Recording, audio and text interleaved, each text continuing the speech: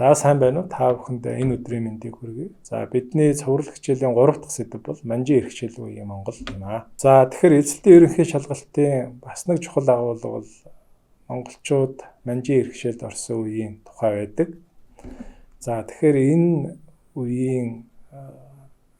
үеийн тухай асуусан даалгаврууд дээр юуг анхаарах вэ гэсэн тодорхой сэдвүүдийг та бүхэн танилцуулж энэ дээр жишээ авч ярилцъя. Монголчууд Монгол манжин эрх хичээлд орох үеийн гол үйл явдлуудыг мэдж байгаа. За энэ сэдвтэй холбоотой даалгаврууд нэлээ ирдэг. За тэгэхээр монголчууд манжин эрх хичээлд орсон үйл явцууд нэлээ урт үйл явц байсан. 100 гаруй жил бол үргэлжилсэн. За эхлээд бол өвөр Монгол манжин эрх хичээлд орсон. Тэгээд бол ойрдууд 1755 он хүртэл манжин эрх хичээлд орох 100 орчим жилийн үйл явц. За тэгэхээр энэ 100 орчим жилд манжин эрх хичээлд орох хэвцэд ямар үйл явдал, гол үйл явдлууд болсон бэ гэдгийг мэдхэд энэ даалгаврууд хариулахад бол их төхөн болно. За тэгэхээр энэ дээр нэг жишээ авч үзье. 1636-нд өвөр Монголын 16 аймгийн 49 гишүүний ноёдын чуулган болж өвөр Монгол манжид дагаарсан. Тэгэхээр энэ ямар чуулган байсан? Аль чуулган байсан бэ гэсэн асуулт. За тэгэхээр энэ юун дээр хэд хэдэн чуулганы нэр байна хариултууд дээр. За тэгэхээр Аад нь бол мөгдний чуулган, Б'д нь бол Ширээ цагаан нуурын чуулган, за C'д нь Тархтайн Улаанбуурагийн чуулган, Д'д нь Ар элсдийн чуулган, за E'д нь Долнуурын чуулган гэдэг. За 100 хариулт бол мөгдний чуулган буюу А байх нэ. За тэгэхээр бусад хариултын үед бол яагаад биш юм бэ гэхээр за Долнуурын чуулганаар бол халах манжид дагаар орсон тийм чуулган болсон. За тэгээд юу гэж юм тийм ээ? Ар элсдийн чуулган. За энэ бол мөн одоо галданд зогцсны дараа халахууд ар элстэй газар чуулж ирэхээ шийдсэн байдаг. За энэ Улаанбуурагийн чуулган гэдэг. За энэ бол биш. За тэгээд бол энэ мөгдний чуулган гэдэг. За энэ мөгдөн бол өнөөгийн хятадын зүүн хойд хятадын нутагт байдаг тий хот. За тэгээд энэ мөгдөн бол их үедээ бол манжин нийслэл байсан. За тэгээ өвөр Монголын ноёдууд бол манжин мөгдөнд бол чуулж за манжин хаанд бол одоо дагаар орсон байдаг. За дараагийн жишээ. За энэ бол 1725 онд болсон үйл явдлын тухай. За 1725 онд Сайн Ноён хаан аймгийг нэмж байгуулснаар халах 4 аймагтай болсон. За энэ үйл явдал хэдвэр зууны хэдвэр хагаст болсон бэ гэж асууж байна. За тэгэхээр манжинаар халахыг арианда оруулсны дараа халахын 3 аймгийг бол 4 болгож 1 аймгаар нэмсэн. За тэгэхээр энэ үйл явдал хэдвэр зууны хэдвэр хагаст. За энэ бол нөгөө юуг асуусан байна те. Оныг зууны тоололд шилжүүлэх ийм даалгавар байна.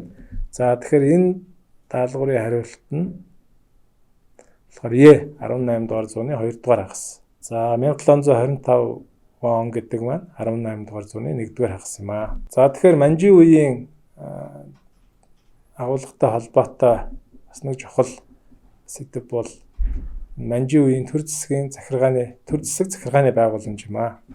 За тэгэхээр энд дараах жишээг авч үзье. За тэгэхээр манжин төрөөс Ар Монголд өөрийн төлөөний дэвшүүлэх ямар захиргааг байгуулсан бэ гэж. За тэгэхээр энд бол мөн 5 хариулт байна. Эний зөв хариулт нь болохоор B юм аа. За зөв хариултыг харуулъя. За тэгэхээр манжин төрөөс Ар Монголыг одоо хянах зорилгоор манжин засгийн газар шууд томилсон төлөөний дэвшүүлэх засаг захиргааны газруудыг бол Монгол нутагт байгуулсан. За энийг бол манжин жанжины газар, сайдын газар гэж нэрлэдэг. За тэгэхээр Ар Монголд манжин төрөөс энэ сайд жанжины газрыг хаана байгуулсан бэ гэдгийг мэдж явах юм бол энэ асуултанд хариулахад бол төхөн болох нэ. За тэгэхээр энэ дээр бол Улаастан жанжины газар гэж байна. За гадаад Монголын төрийг засах явдлын яам гэдэг бол Бээжинтэй. Манжид Монголд бол байгаагүй. Энэ бол манжин төрөөс Монголын хэргийг Бээжинд хариуцдаг гол яам байсан. За тэгэхээр энэ бол биш. За Эрдэнэ Шанзадбын яам гэж. За Эрдэнэ Шанзадбын яам бол Манжийн үед байгуулагдсан ч гэсэн энэ бол шашны эргийг хамаарсан яам байсан. За тэгэхээр Дийдэн Түшээт хаан аймгийн чуулган. За энэ бол Манжийн төлөөний төшмөл бол энэ чуулганы дарга бол хийдэг. За тэгэхээр энэ биш. За Монгол засгийг эрхлэгч яам гэж байна. За энэ бол Бээжинд байсан. За хожим гадаад Монголын төрийн засгийн яам болсон. За тэгэхээр энэ даалгаврын зөв хариулт нь бол B буюу Улаастан жанрны газар байна. За энэ сэдвтэй холбоотой дахиад нэг жишээг авч үзье. За Хүрээ сайдын газар халахын аль хоёр аймгийн хэргийг эрхэлж байсан бэ гэж. За тэгэхээр Хүрээ сайдын газар Манжийн төлөөний төшмөл Монголын эргийг хянахаар суудаг байсан сайдыг хэлж байна. За тэгэхээр энэ сайдын газар хүрээнд байсан. За тэгэхээр хүрээний сайдын газар нь халахын аль хоёр аймгийг бол хариуцж хянж байсан, хэргийг нь эрхэлж байсан бэ гэж асууж байна. За тэгэхээр энэ хариултуудаас бол зөв хариулт нь бол C байна. За Түшээтгэн Сэцэн хаан аймгийг бол энэ Хүрээ сайдын газраас бол хянаж. За энэ хоёр аймгийн эрхийг бол хэргийг бол эрхэлж байсан. За тэгэхээр Засагтхан Сайн Аюунхан аймгийн хэргийг бол Улаастан жанжны газраас бол хамаарч байсан. За харин Хүрээний сайдын газар нь бол Түшээтгэн Сэцэн хаан халахын зүүн хоёр аймгийн хэргийг бол хамаарч байсан. За тэгээд А, Б, Д, Е гэд хариулт энэ аймагуудын нэрийг бол холилдсон. За холилдсон байна. За тэгэхээр энэ эдгээр нь бол буруу хариулт. Харин С буюу Түшээтгэн Сэцэн хаан халахын зүүн хоёр аймгийн тухай аймгийг бичсэн хоёр энэ С хариулт зөв байх нэ. За Манжийн үеийн сэдвтэй холбоотойгоор Манжийн үеийн хууль цаазын тухай асуултууд бас өмнөх жилийн даалгаврууд бас ирсэн байна. За тэгэхээр энэ нэг жишээ харуулж байна.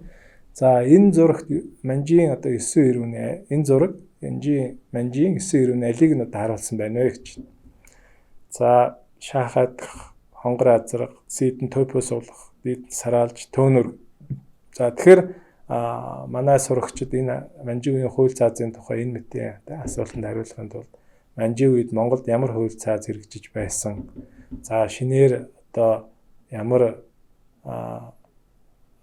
ял шийтгэлийн хуулиуд бол хэрэгжсэн гол агуулгыг бол мэдж явах хэрэгтэй байх. За энийг бол мэдж байгаа тохиолдолд зөв энэ асуултын энэ даалгаврын жишээн дээр бол зөв хариулт C байх нь. За энэ бол Тойпо суглах ийм юу байна? Шийтгэл. За энэ бол Манжийн үед Монголд хэрэгжиж байсан 9 ирүүний бол нэг байх нэ. За дараагийн сэдв. За Манжийн үеийн албан тушаал хэрэгэм зэрэгтэй холбоотой хэрэгэм зэргийн тухай асуусан даалгаврууд эзэлтэй ерөнхий шалгалтанд ирж байна. За дараах жишээг авч үзье. Манжийн иргэшээлийн үеийн Монголын хэтэрхий дөрвөн хэрэгэмтэн аль нь вэ гэж. За тэгэхээр манай сурагчид энэ дээр юуг анхаарах вэ гэхээр Манжийн үеийн Монголд Монголын ноёдод ямар хэрэгэм зэргийг бол олгож байсан. Манжийн үед эдгээр ямар шан харамж өгч байсан. За тэгээд Манжийн үед ямар албан тушаалууд байсан. За энийг гол албан тушаал хэрэгэм зэргүүдийг мэдсэн байхад бол энэ асуултанд хариулахад төхөн болох нэ. За тэгэхээр энэ асуултын хариулт нь бол А буюу Монголын хэтэрхий дөрвөн хэрэгэмт нь Ван, Бээл, Бэс, Гүн байсан. За энэ дотор хамгийн өндөр хэрэгэм зэрэг нь бол Ван байгаа. За дараа нь Бээл, Бэс тэгээд бол Гүн ордог. За энэ хэрэгэм зэрэгтнүүд тус бүртээ Манжаас бол жил бүр бол өөрийнх цалин авдаг. За тэгээд тэр цалингийн хэмжээ нь бол яг энэ зэрэг хэрэгэмгийн төвшингээр бол тодорхойлогддог гэсэн. За тэгээд хамгийн их цалин шагналыг бол Ван хэрэгэмтнүүд бол авдаг байжээ. За Манжийн үетэй холбоотой дараагийн нэг сэдэв бол Манжийн үеийн алба байдаг. За тэгэхээр манай сурагчид Манжийн үед монголчууд ямар алба татвар өгч байсан те? Юугаар алба барьдаг байсан? Ноёд язгууртнууд нь юугаар алба барьдаг байсан? Жирийн ардууд хамжлага суман ардууд нь юугаар Манжийн төрд бол алба хаадаг байсан? Юугаар алба барьдаг байсан гэдгийг ерөнхийд нь мэдчих юм бол мөн одоо энэ дараах жишээ дээр харуулж байгаа даалгаврыг ажиллахад төхөн болно. За энэ жишээн дээр юу гэж яах нэхэр дан биеэр очиж хаадаг хөлийн харуулын албыг юу гэдэг вэ? За нөхөх даалгавар байна. За нөхнө үү гэж байна. За тэгэхээр манжийн үед хөлийн харуулын алба гэдгийг бий болгосон. За тэгээд дотроо энэ харуулын алба нь бол 2-3 төрөлтэй байсан. За тэгээд дан эндээс дан одоо эрчүүд дан биеэр очиж хаадаг хөлийн харуулын алба нь аль вэ гэж. За Аад нь суман харуул, Бэд нь гэр харуул, C'д нь дотоод харуул, Д'д нь суман өртөө, E'д нь суур өртөө гэдэг ийм хариултууд байна. За тэгэхээр эндээс бол зөв хариулт нь бол А буюу суман харуул байх нэ. За тэгэхээр манжийн үед бол хөлийн харуулын албанд бол эрчүүд бол одоо дангаараа явдаг алба хаадаг 2-3 жилээр бол одоо алба хаадаг байсан. За энийг бол суман харуул гэж. Үүнээс гадна гэр харуул гэж байсан. Өөрөөр хэлбэл монголчууд гэр бүлээрээ хил дээр очиж урт хугацаагаар тэр хөлийг бол одоо сахидаг байсан. За тэгэхээр тэдгэрийг бол гэр харуул гэж байгаа. За тэгэхээр энэ даалгаврын зөв хариулт нь А буюу одоо дан биеэр очиж хаадаг хөлийн харуулын алба болох суман харуул байна. За дараагийн жишээ.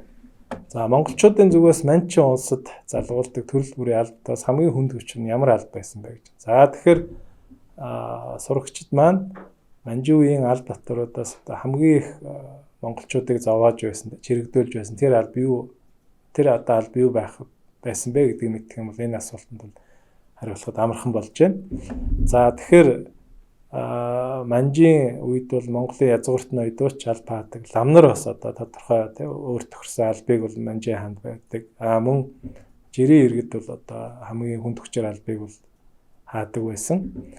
За тэгээд тэр дотроос бол хамгийн хүнд нь юу вэ гэхээр юу байсан. За монголчууд бол харуулын алба, цэргийн албыг хаадаг байсан. Гэхдээ хамгийн одоо хүнд гэж хэлж болох үс алба нь бол энэ өртөөний алба байсан. За энэ бол одоо монголчууд энэ өртөөний албыг хааснаар бол одоо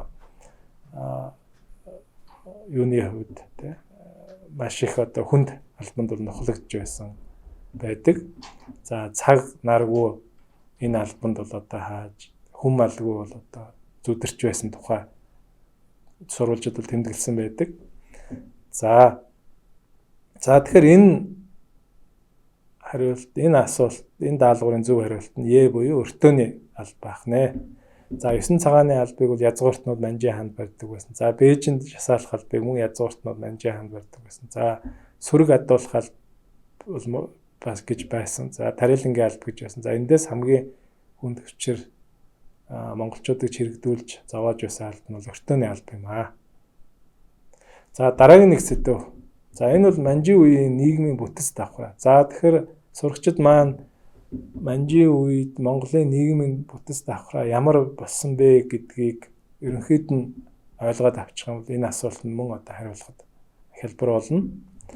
За энд нэг жишээг авч үзье. За тэгэхээр хутагт хувилгаад сүм хийдийн мэдл захирагдахсад аль давхаргад хамаарч байсан бэ? За тэгэхээр энэ даалгаврын хариулт бол хариулахад харьцангуй төхөн байна л да. За тэгэхээр энд шав гэж үг гарч байна. За тэгэхээр шав бол энэ сүм хийдтэй холбоотой нэр томьёо. За харин АБ-д бол хамжлага суман ард гэдэг хариулт байна. За хамжлага бол ноёны хамжлага одоо харьяат ардыг хэлж байгаа. За суман ард гэдэг нь бол манжийн хушуун доторх одоо манжийн одоо алба залгуулах одоо сум гэж нэгж байсан. За тэрний ардыг хэлж байна. За занг бол биш. Тэгээ АБ, Эд нь бол АБ гэж байна тийм. За энэ бол биш. За тэгэхээр энэ зөв хариулт бол одоо шав тахын. За хутаг төвлөгөөд сум эдийн мэдл захирагчдыг бол одоо шав ард гэдэг байсан. За тэгээ зөв хариулт нь бол одоо шав байна. За энд манжийн үетэй холбоотойгоор бас нэг анхаарахад гэмгүй сэдэв бол манжийн үеийн Монголд нутагт түүхэн дурсгалууд юм байна.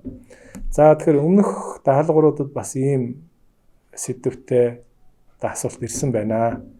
За тэгэхээр Монголын шарын шашны тэргүүн 2 дугаар үгдэд зориулсан бариулсан хэд аль нь вэ гэж асууж. За энэ 5 хэдийн нэр байна.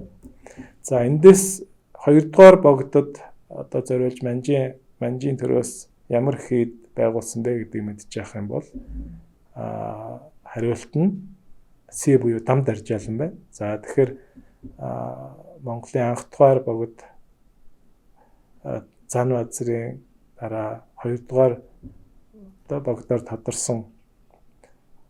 За Монголын одоо язгууртан зориулсан энэ хэд бол дам даржаалан хэд юм аа.